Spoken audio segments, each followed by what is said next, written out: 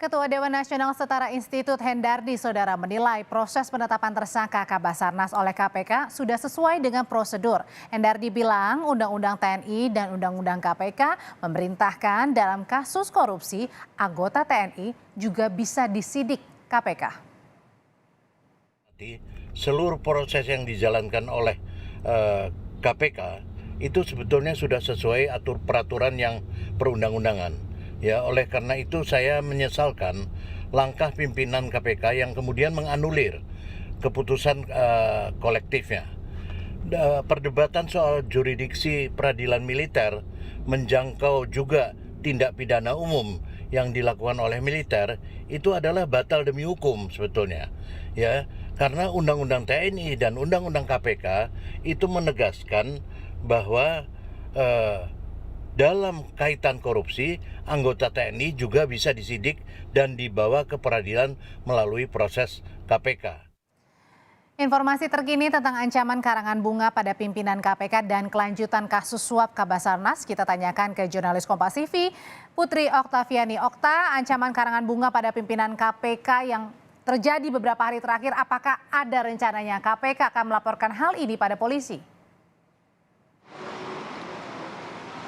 Ya, selamat petang Audrey dan juga saudara. Nampaknya berbagai serangan maupun juga teror karangan bunga yang diterima oleh sejumlah pimpinan KPK ini tidak membuat KPK gegabah begitu untuk langsung melapor ke polisi. Tetapi yang diterima informasinya dari pimpinan KPK Eni Nurul Gufron adalah justru secara pribadi dirinya memaafkan pelakunya sembari berharap bahwa masyarakat ini tidak terbawa atau terprovokasi dengan berbagai ancaman maupun juga teror yang diterima oleh para pimpinan KPK ini.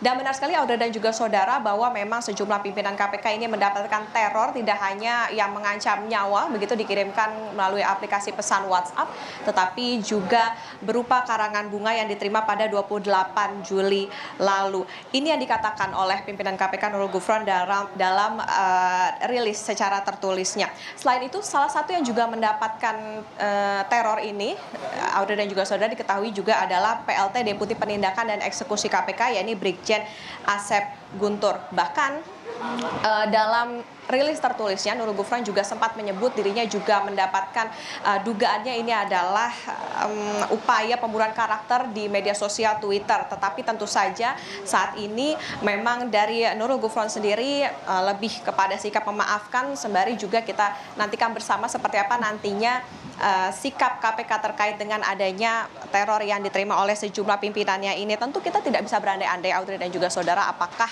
tindakan-tindakan atau juga teror-teror ini yang diterima oleh sejumlah pimpinan KPK ini ada hubungannya dengan OTT yang dilakukan beberapa waktu lalu oleh KPK. Tetapi tentu saja sampai dengan saat ini kita akan menanti seperti apa sikap dari KPK. Tapi yang jelas sampai dengan saat ini dari Nurul Gufron sendiri tetap memaafkan. Audrey? Informasi yang penting juga untuk ditanyakan dari KPK, Okta, adalah soal dugaan suap Kabasarnas. Nah, hari ini kan penyuap Kabasarnas menyerahkan diri ke KPK. Nah, selanjutnya kalau begitu bagaimana untuk penelusuran dari dugaan suap yang melibatkan Kabasarnas setelah tadi penyuapnya sudah menyerahkan diri?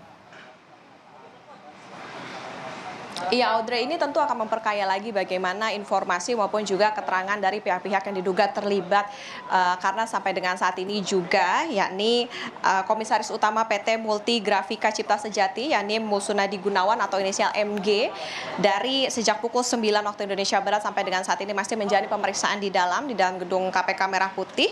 Dan tentu terkait dengan hal ini sebelumnya juga Kabag Pemberitaan KPK yakni Ali Fikri mengatakan bahwa tentu penyidikan masih terus berjalan lebih lengkap. Kita dengarkan terlebih dahulu cuplikan pernyataan dari Ali Fikri berikut ini.